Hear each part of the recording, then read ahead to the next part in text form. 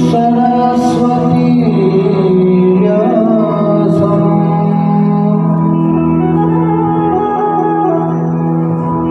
ततो जयमुदीरये।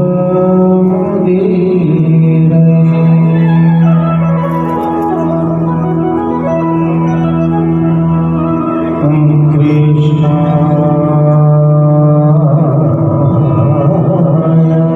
वासुदेवाय हरे परमात्मने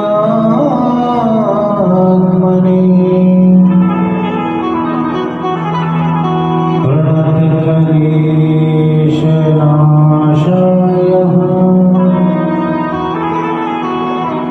श्रीगोविन्दाय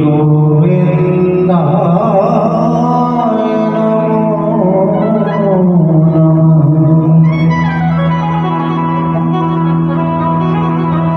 आए हैं सो जाएंगे,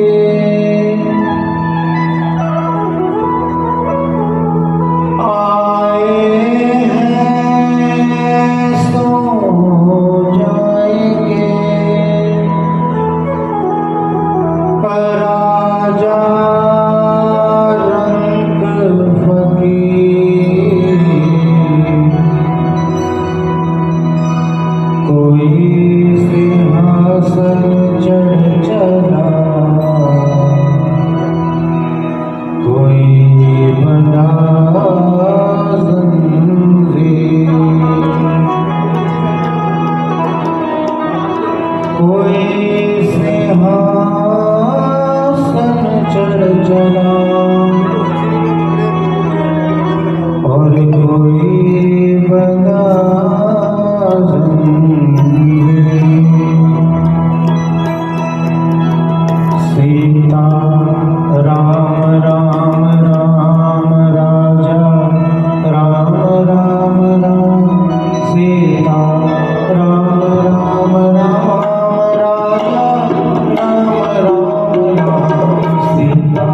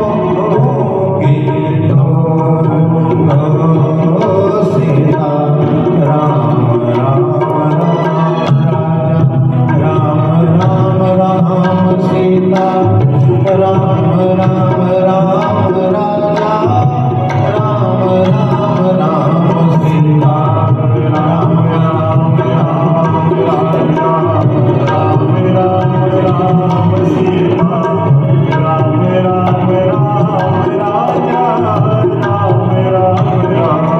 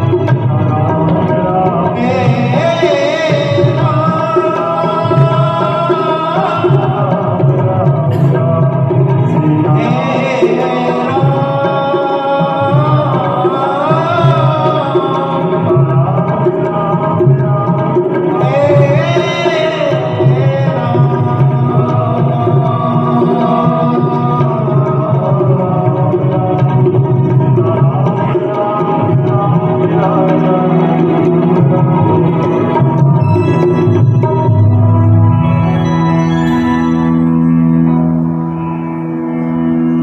श्री सीताराम। सज्जनों, बड़े ही दुख का विषय है कि जो प्राणी कल तक हम लोगों के बीच में, हम लोगों की भांति, हम लोगों के साथ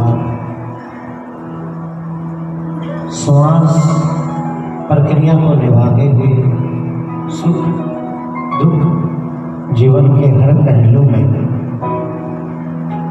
हमारे साथ था, आज वही जीव, वही प्राणी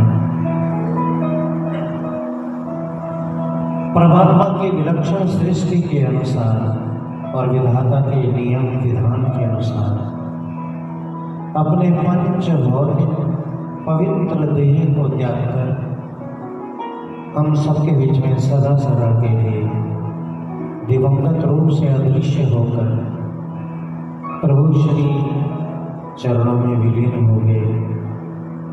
मैं बात कर रहा हूँ पवित्र और दिव्य आत्मा गोलोकवासी स्वर्गीय श्रीमती आदरणीय वंदनीय कांता शर्मा जी की, जिन्होंने विगत 19 तारीख को देवासन किया है और हम सभी पुण्य आत्माएं उस दिव्य आत्मा को श्रद्धा सुमन अर्पित करने के लिए यहाँ पर इकट्ठे हुए हैं। ये बड़े ही दुख का विषय है। कहते हैं कि मनुष्य के आप में बहुत कुछ होता है, लेकिन कुछ ऐसी चीजें हैं जो हमारे हाथ से, हमारी पहुंच से बाहर होती है। कुछ एक समाज में बहुत सी ऐसी घटनाएं होती हैं जिन घटनाओं से हम लड़ते हैं और अंततः जीत भी प्राप्त कर लेते हैं, विजय भी प्राप्त कर लेते हैं। लेकिन आज भी जो पल है ना, यहाँ पर हम चाह करके भी जीत नहीं सकते हैं। चाहे हम कितने ही गुणी क्यों ना हो, चाहे हम कितने ही सामर्थ्यवान क्यों ना हो, चाहे हम कितने ही शक्तिशाली क्यों ना हो, लेकिन ये जो अंतिम पल है, यहाँ पर चाह करके भी हम जीत नहीं सकते। यहाँ पर हमें ना चाह करके भी हारना पड़ता है। भगवान नारायण गरुड़ जी को जन्म और मृत्यु का वृत्तांत समझाते हुए जीव को उपदेश देते हैं कि हे गरुड़, मनुष्य का जीवन मात्र 2 दिन का है। आपने अनेक भजनों में सुना होगा, अनेक संत महापुरुषों के प्रवचनों में सुना होगा कि यह जीवन 2 दिन का है, लेकिन फिर भी हम भ्रम में जी रहे हैं। हम कहते हैं नहीं नहीं, जीवन 2 दिन का नहीं, जीवन तो 100 दिन का है। इस भ्रम में हम लोग जी रहे हैं। लेकिन भगवान ने गरुड़ को स्पष्ट कर दिया है कि ये जीवन 100 दिन का नहीं है। गरुड़, जीवन मात्र 2 दिन का है। और सज्जनों, वो 2 दिन कौन से हैं, बड़े ध्यान से श्रवण कीजिएगा। जीवन की सच्चाई यही है कि जीवन वास्तव में 2 ही दिन का है। और वो 2 दिन कौन से हैं? एक जीवन में आने का दिन है और दूसरा दिन इस जीवन से चले जाने का दिन है। ये 2 दिन का जीवन है, एक आने का दिन और एक जाने का दिन। आने वाले दिन हम इस संसार में कुछ करने के लिए आते हैं और जाने वाले दिन हम इस संसार से कुछ कर करके जाते हैं। आने वाला दिन हमारे लिए कुछ करने का दिन होता है और जाने वाले दिन हमें कुछ करके जाने का दिन होता है। जब ईश्वर हमें इस जगत में भेजते हैं तो कुछ रिस्पॉन्सिबिलिटीज लेकर भेजते हैं। और जब इस संसार से हम लोग जाते हैं तो ये परीक्षा होती है कि हम उन कसौटियों पर खरा उतरे हैं जिन कसौटियों पर भगवान ने हमें भेजा। जिस दिन हम इस संसार में आते हैं भगवान की तरफ से हमें 3 अपॉर्चुनिटीज मिली होती है। पहली अपॉर्चुनिटी होती है माता और पिता की गोद, कि जब हम पैदा होते हैं तब हम अपने माता पिता की गोद में होते हैं। यह भगवान की तरफ से दी हुई प्रथम सौगात होती है, फर्स्ट अपॉर्चुनिटीज होती हैं जो प्रत्येक जीव को ईश्वर की तरफ से मिलती है। दूसरी अपॉर्चुनिटीज होती हैं, दूसरी सौगात होती है संस्कार। संस्कारों से कर्म बनता है, कर्म से पहचान बनती है, पहचान से व्यवहार बनता है और व्यवहार से ही आप इस दुनिया में जाने जाते हैं। और जब हम इन 4 कसौटियों पर खरा उतर करके इस संसार से जाते हैं तो हम हों या हम ना हों, हमें हमारे व्यवहार से अनेक समय तक याद किया जाता है। ऐसा ही व्यवहार उस दिव्य आत्मा का था, आदरणीय स्वर्गीय श्रीमती कांता प्रसाद जी का था। जीवन संघर्ष में रहा लेकिन सादगी से रहा, सादगी को अपना कहना बनाया और उस सादगी के साथ में जितना भी ईश्वर की तरफ से निर्धारित था उस जीवन को व्यतीत किया।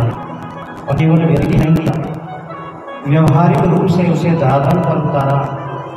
और जब वो धरातल पर उतरा तो इतना व्यवहारिक बना कि उसने अपना दिव्य आत्मा को श्रद्धा सुमन अर्पित करने के लिए हमें निरोगी होने हुए। कुछ चीजें ऐसी हैं जो सदा रहती हैं,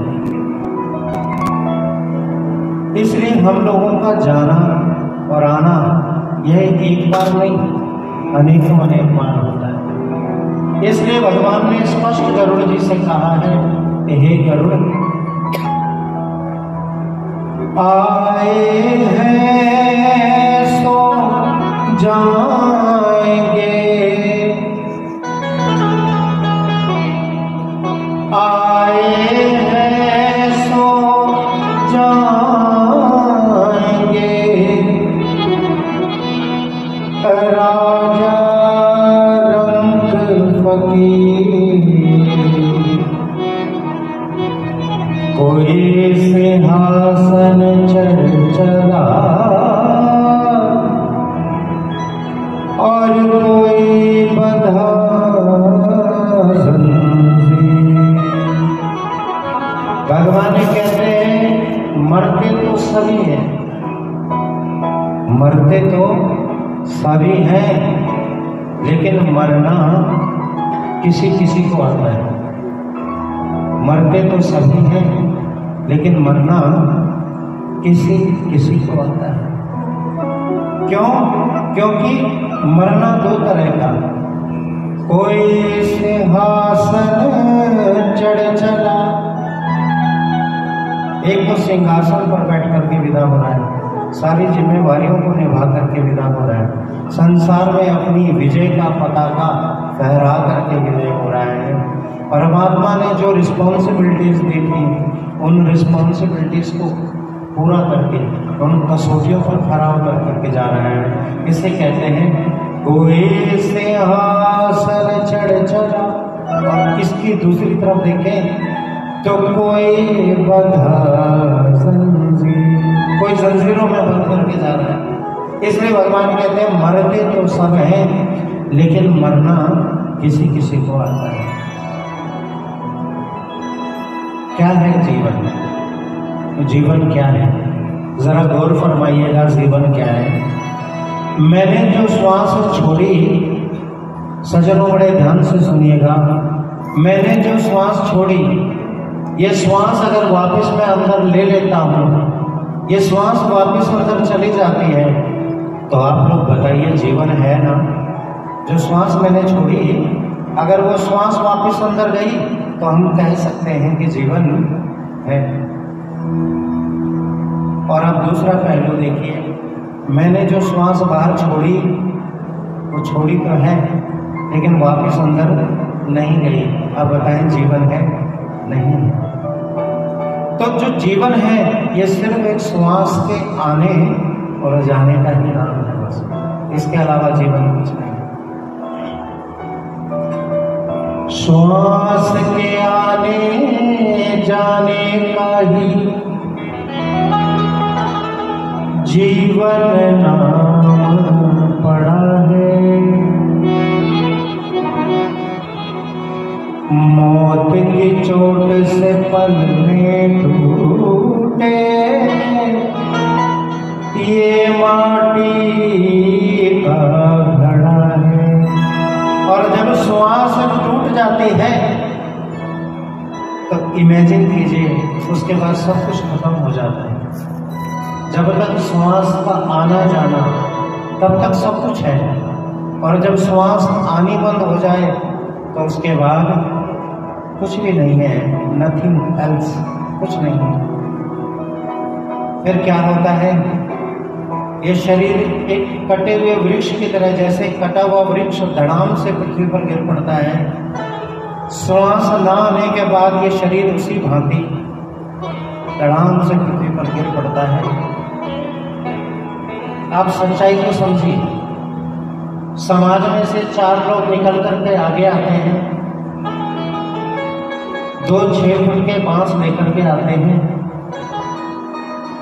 और वो जो निर्जीव शरीर पड़ा है उसको 2 फुट के 6 फुट के जो 2 बांस हैं उन पर बांध दिया जाता है।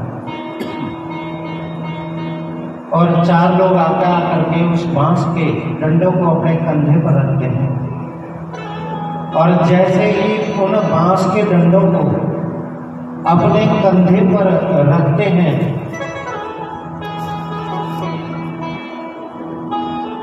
जैसे ही उन बांस के डंडों को एक कंधे पर रखते हैं, एक बात याद आ जाती है। वो बात क्या है जो उसी समय याद आ जाती है? राम नाम सत्य है। ये बात याद आ जाती है। कब? जब बांस के डंडे हमारे कंधे पर आते हैं। और ये राम नाम सत्य है कब तक याद रहता है? जब तक ये बांस के डंडे हमारे कंधे पर रहते हैं तब तक याद रहता है। और जैसे ये बांस के डंडे कंधे से उतर जाते हैं सज्जनों, हम लोग भूल जाते हैं कि कोई राम भी है और कोई सत्य भी है।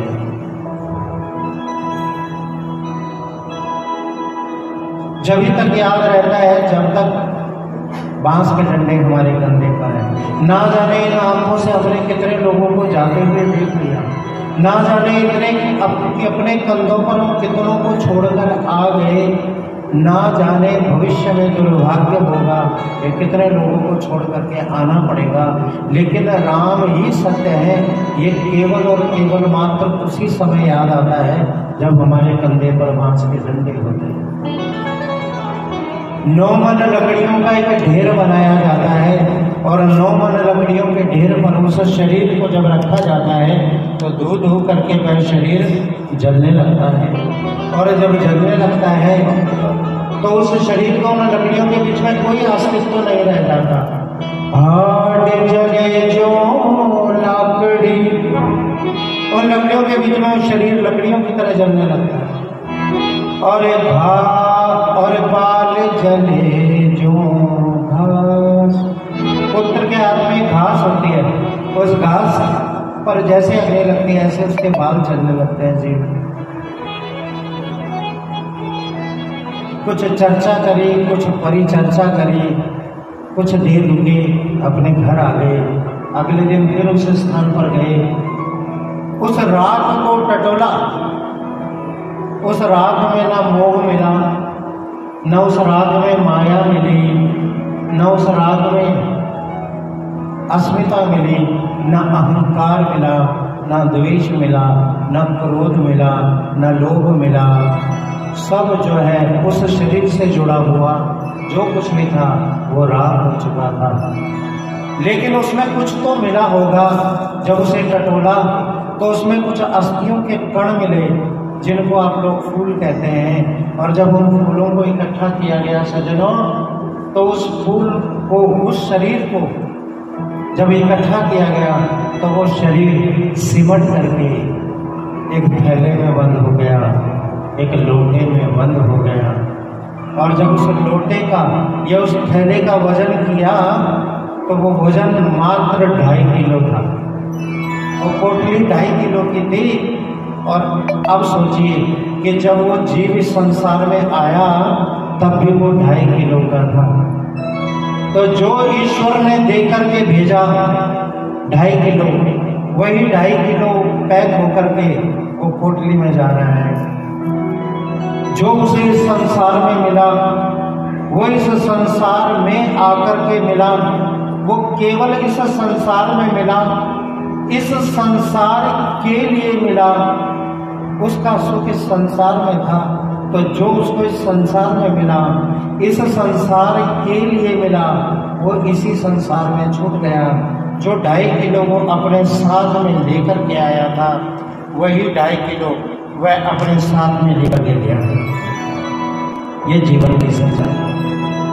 इसलिए भगवान कहते हैं आगा भक्ति मोक्ष से